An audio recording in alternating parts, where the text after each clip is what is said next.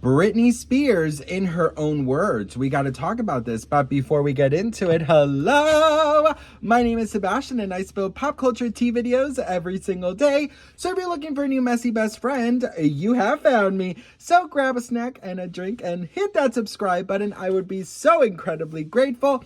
Best friend, happy Sunday. I am so grateful to be here with you all, to end such a beautiful week with you all, and to start a brand new week with you all tomorrow. Now listen, let me tell you something before we get into this Britney tea, okay?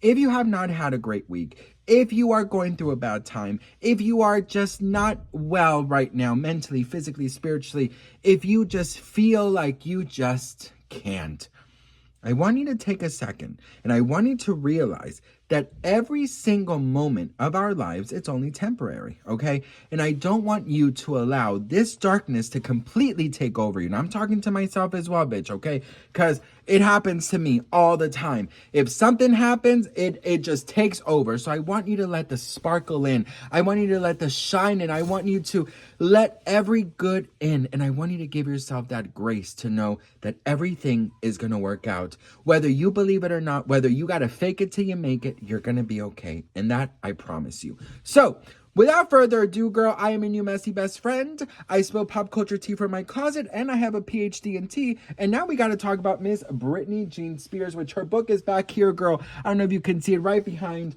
all of these right there. There we go. You could see it right there. If I move it, girl, everything, you see, everything will just fall apart, bitch, okay? Behind the scenes, all of the things are so just, every help. But listen, I do have it. I read it. The Woman in Me is such a crazy, I will say this, it's the first book I actually read cover to cover in a day. I've never in my life done something like that, okay? I love Britney. You guys know this. I have all her collection. I have everything about her. I know everything about her. I love her to death. Piece of Me was since Circus, okay? We had Circus Tour, Femme Fatale, Piece of Me, okay? A lot of people criticized her left and right for her performances. A lot of people are saying, oh, she doesn't dance like before. She's not putting in the work. Like, our biggest enemy was the ponytail. If she had that ponytail on in the Piece of Me tour, we knew, Piece of Me residency, we knew that Britney Spears was not feeling it. You know, it's just kind of a thing that the Britney fans knew.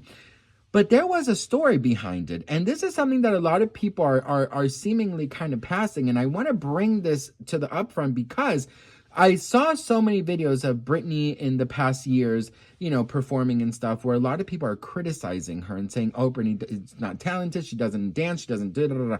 There's a reason why Britney Spears was not dancing like she was. There was a reason why Britney Spears wasn't putting 100% of her effort.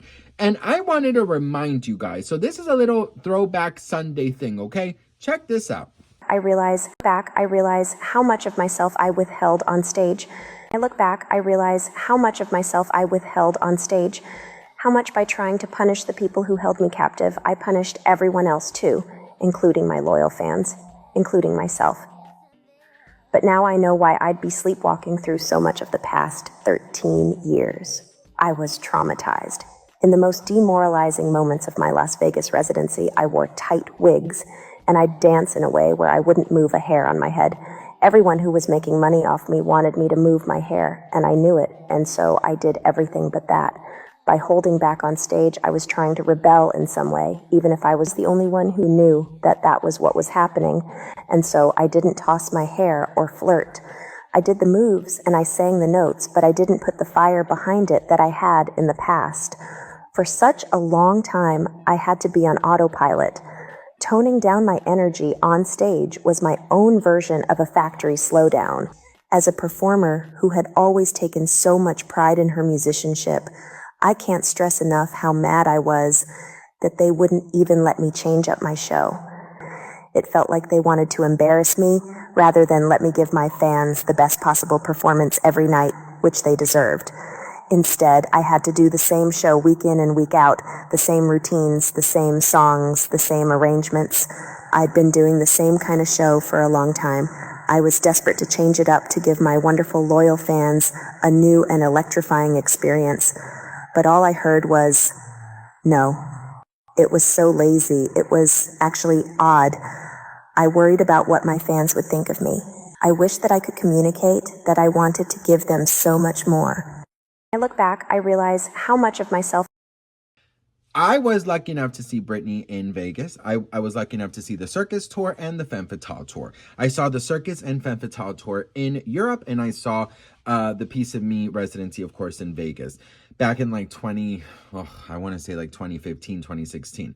I love Britney. And that night when we were there, my husband and I mean, she was on fire. Like, there was no ponytail in sight, honey. Britney Spears gave all she could. It's like she knew I was there, honey. She was like, work, like, work it out, work. Like, she put in like, she was all in, okay?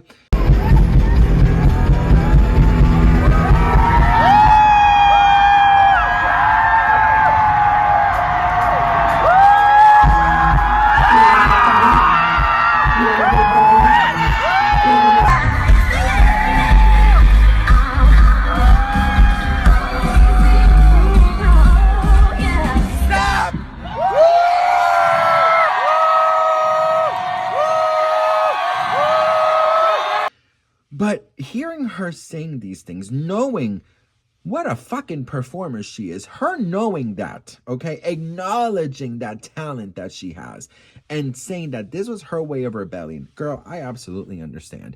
And she got so eaten up in the media. She got so eaten up by her fans. People that went to her concert were making all these horrible videos saying, oh, she's lazy, or she's not this, or she doesn't want to, or this and that. Always the effing same thing, okay? And what really annoyed me the most was that, yeah, like, I would watch her performances and I never thought that she was rebelling. I never thought that she was, that didn't cross your mind, quite frankly. When I knew she was I didn't know what a conservatorship was until the Free Britney movement came out. That's really the honest truth. Like, I didn't quite really understand what was it. When she spoke out about everything in that first court appearance, I was like, damn. Unbelievable. Everything that was said, I had no fucking idea. It all makes sense. And the fact that people still talk so bad about her, the fact that people still drag her and say the most horrible things. For 13 years, her freedom was taken away. For 13 years, she was told what to do. For 13 years, the time she had with her children was controlled. The time she had to herself was controlled. Her diet was monitored. Her visitations were monitored. If she did one thing wrong, she would be sent away. It's all in the book. So now that she's living her best life in Mexico, twirling around in her living room, doing everything she loves to do, she gets absolute shit for it.